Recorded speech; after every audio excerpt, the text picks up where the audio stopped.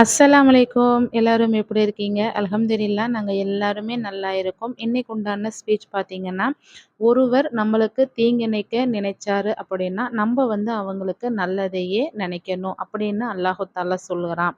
நம்ம ஏன் அவங்களுக்கு நல்லதையே நினைக்கணும்? அவர் நம்மளுக்கு தீங்கு தானே இழைக்கிறாரு அப்படின்னா, நம்மளுக்கு அவர் தீங்கு இழைக்கணும் அப்படின்னு நினைச்ச அடுத்த நிமிஷமே அல்லாஹ் அவருக்கு தண்டனைய குடுத்துடுறான்.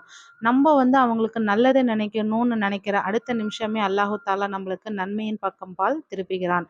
அதனால தான் ஒருவர் நம்மளுக்கு தீங்கிழைக்க நினைக்கணும் அப்படின்னு நினைக்கும்போது, அவருடைய கூலிய அல்லாஹு தாலா தண்டனையாக குடுக்கிறான். ஒருவர் நன்மை செய்யணும் அப்படின்னு நினைக்கிறவருடைய கூலி அல்லாஹு தாலா அவருக்கு சொர்க்கமாக கொடுக்கிறான். நம்போ நல்ல இடத்துல இருக்கணுமா அல்லது தீய இடத்துல இருக்கணுமான்னு சொல்லிட்டு நம்மளுடைய நிலைமைய நம்ம தான் நிர்ணயம் செல்லும். அல்லாஹு தாலா காப்பானாக. ஆமீன். அல்லாஹு தாலா யாரை உதாசீனப்படுத்துகிறான், யாரை அலட்சியப்படுத்துகிறான்? எவர் ஒருவர் 5 வேளை தொழுகையை கடைபிடிக்காம இருப்பவர்களோ அவர்களை, அதாவது தொழுகையை வகத் அறிந்து தொழுகாதவர்களை, அலட்சியப்படுத்துவர்களை, தொழுகையை நம்ம டைமுக்கு ஏத்த மாதிரி நம்ம தொழுது கொள்ளலாம். அதாவது தொழுகை வகத் வந்தவரும் ஒசு செஞ்சு தொழுகாதவர்கள், நம்ம கொஞ்ச நேரம் கழிச்சு நம்ம வீட்டு வேலையெல்லாம் முடிச்சுட்டு தொழுதுக்கலாம், நம்மளுடைய கடை வேலையெல்லாம் முடிச்சுட்டு தொழுதுக்கலாம் அப்படின்னு நினைக்கிறவர்களை அல்லாஹு தாலா அலட்சியப்படுத்துகிறான். அவருடைய தொழுகை அல்லாஹு தாலா ஏற்க மறுக்கிறான். சுபஹான் அல்லாஹ். நம்ம 5 வேளை தொழுகிறோம், கரெக்டான வகத் அறிந்து தொழுகிறோமா, முழுமையான ஈடுபாடோட இக்லாஸோடு தொழுகிறோமா அப்படின்னு நினைச்சு நம்ம ஒவ்வொருவரும் தொழுகையை இன்ஷா அல்லாஹ் கடைபிடிக்க வேண்டும். ஆமீன் ஆமீன் யா ரப்பில் ஆலமீன். நம்மளுடைய மனம் மிகவும் துயரமாக இருக்கும் வேளையில் ஒசு செஞ்சுட்டு குரானை எடுத்துக்கோங்க.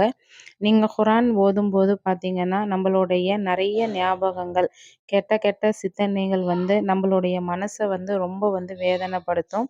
அந்த மன சிந்தனைகள் எல்லாற்றையும் அகற்றி வைத்து அந்த அல்லாஹ் மனக்குமரல்ல இருந்து நம்மளை காப்பாற்றி அல்லாஹு தாலா நம்மளோடு இருக்கிறான் என்று நினைத்து கொண்டு நம்ம குரான் ஓதும்போது நம்மளுடைய மனக்கவலையை அல்லாஹு தாலா அகற்றக்கூடியவனாக இருக்கிறான்.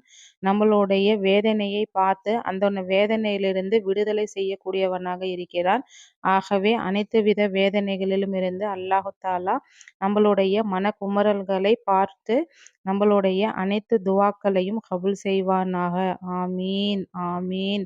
வல்ஹம்துலில்லாஹி ரப்பில் ஆலமீன். உண்மையான இறை நம்பிக்கையாளர் யார் அப்படின்னு பார்க்கலாம். உண்மையான இறை நம்பிக்கையாளர் என்பவர் அல்லாஹ்வினுடைய பேரை சொல்லும் போதே அவங்களுக்குள்ள ஒரு திடுக்கம் ஏற்படும், ஒரு அச்சம் ஏற்படும். அது மட்டும் இல்லாம அல்லாஹ்வுடைய திருவேதம் ஓதும் போது அவனுடைய இறை நம்பிக்கையானது அவன் மீது நம்மளுக்கு அதிகரிக்கும். அது மட்டும் இல்லாம அல்லாஹுவை நிலைநிறுத்தி அவன் தொழுகையை நிலைநிறுத்தி கரெக்டாக ஒழுங்காக தொழுகுவார்கள். அது மட்டும் இல்லாம அல்லாஹு தாலா எந்த அளவுக்கு நம்மளுக்கு உணவை அளித்திருக்கிறானோ அதுல இருந்து ஹலாலான ரிசக்கை உணவை உட்கொள்வார்கள். இது மட்டும் இல்லாம அல்லாஹு தாலா அவங்களுக்கு வழங்கி இருக்கிறதுல இருந்து ஜகாத் செய்வாங்க, சதகா செய்வாங்க. இவங்களை தான் உண்மையான இறை நம்பிக்கையாளர்கள் அப்படின்னு சொல்லிட்டு நம்ம சொல்றோம். இந்த இறை நம்பிக்கையாளர் வரிசைகளை நம்மளும் ஒருவராக இருப்போம். சொல்றோம், இந்த உலகத்தை நான் படைத்ததற்கு மனிதர்களை கொண்டு சோதிப்பேன். மனிதர்களுக்கு எதின் மீது அதிகமாக நாட்டம் இருக்கிறதோ அதை கொண்டே சோதிப்பேன். ஒருத்தங்களுக்கு செல்வத்தின் மீது அதிகமாக நாட்டம் இருந்தால் அதை கொண்டு சோதிப்பாங்க. பிள்ளை இல்லாதவர்களுக்கு அதை கொண்டு சோதிப்பார்கள். நம்மளுக்கு எதன் மீது அதிகமாக ஈர்ப்பும் ஆசையும் அதிகமான கவனமும் இருக்கிறதோ அல்லாஹு தாலா அதை கொண்டே நம்மளை சோதிப்பான். சோதனையின் பலன், பொறுமையின் பலன் சொர்க்கமாகும். ஆகவே அந்த சோதனையை நம்ம எந்த அளவுக்கு ஏற்றுக்கொள்கிறோமோ, பொறுத்து கொள்கிறோமோ அந்த அளவுக்கு அல்லாஹு தாலா நம்மளுடைய வாழ்க்கையை செதுக்குகிறான், செம்மையாக்குகிறான். ஆகவே உண்மையான இறை நம்பிக்கையாளர்களாக இருக்கும் ஒவ்வொருவரும் இந்த சோதனையை பொறுத்து கொண்டு அல்லாஹு தரும் இன்பமான வாழ்வை ஏற்றுக்கொள்வோமாக. ஆமீன் ஆமீன்.